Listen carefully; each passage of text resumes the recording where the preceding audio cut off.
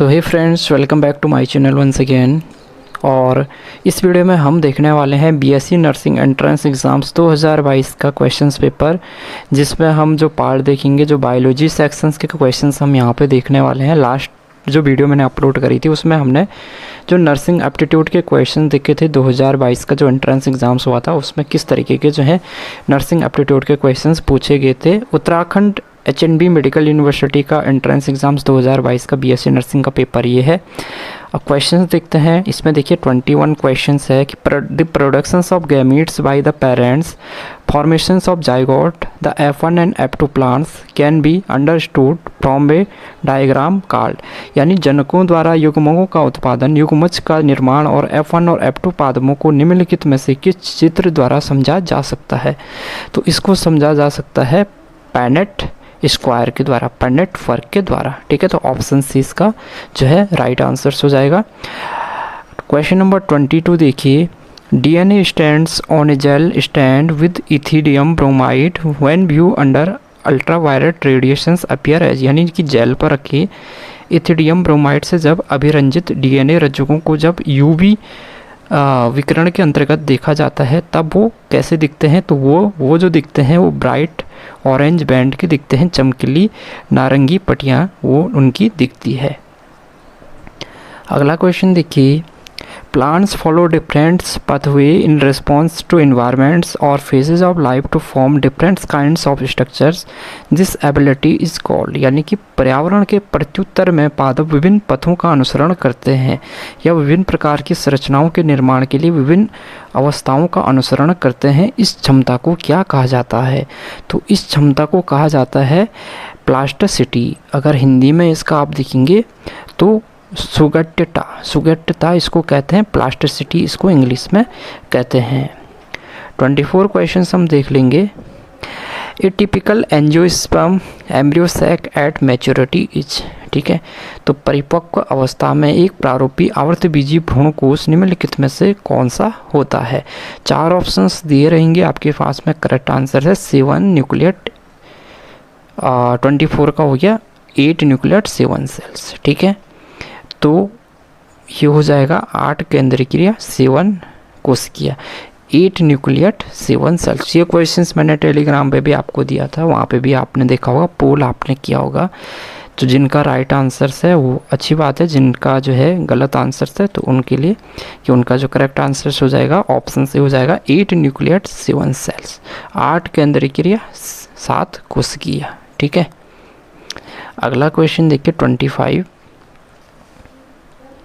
Mutation in plant cells can be induce by. तो पादप कोशिकाओं में किसके द्वारा उत्परिवर्तन प्रेरित किया जा सकता है?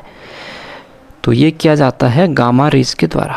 ठीक है, तो गामा रेज के द्वारा जो प्लांट सेल पादप कोशिकाओं में उत्परिवर्तन म्यूटेशंस इंड्यूस किया जा सकता है।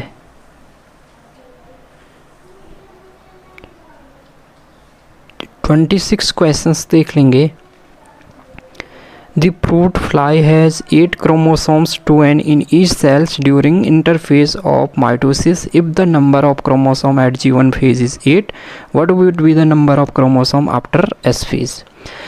फल मक्खी की प्रत्येक कोशिका में 8 गुणसूत्र जो कि 2n होते हैं। यदि सूत्री विभाजन की अंतरावस्था की जीवन प्रावस्था में गुणसूत्रों की संख्या 8 है, तब S प्रावस्था के बाद गुणसूत्रों की संख्या कितनी होगी? तो इसका करेक्ट आंसर हो जाएगा ऑप्शंस A 8। ठीक है,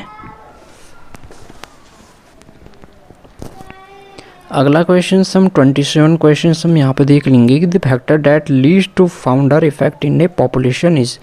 निम्नलिखित में से कौन सा कारक एक जनसंख्या में फाउंडर प्रभाव उत्पन्न करता है? तो जो जेनेटिक ड्रिफ्ट है, आनुवंशिक विचलन जो है, ये आपका जनसंख्या में फाउंडर प्रभाव उत्पन्न करता है।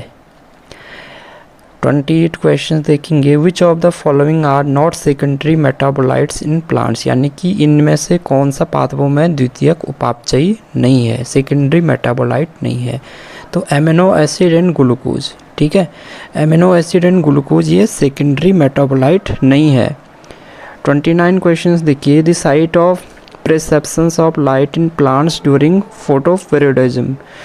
प्रकाश कालिता के दौरान पादपों में प्रकाश के अवगमन का स्थान कौन सा है? तो प्रकाश के अवगमन का स्थान कौन सा है प्रकाश कालिता के दौरान?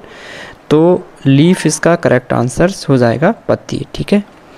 और 30वां क्वेश्चन हम देख लेंगे, which of the following statements is not correct. यहाँ पे 4 स्टेटमेंट दिए गए हैं कि pyramid of biomass in sea is generally inverted, pyramid of biomass in sea is generally upright, pyramid of energy is always upright, pyramid of numbers in a grassland ecosystem is upright.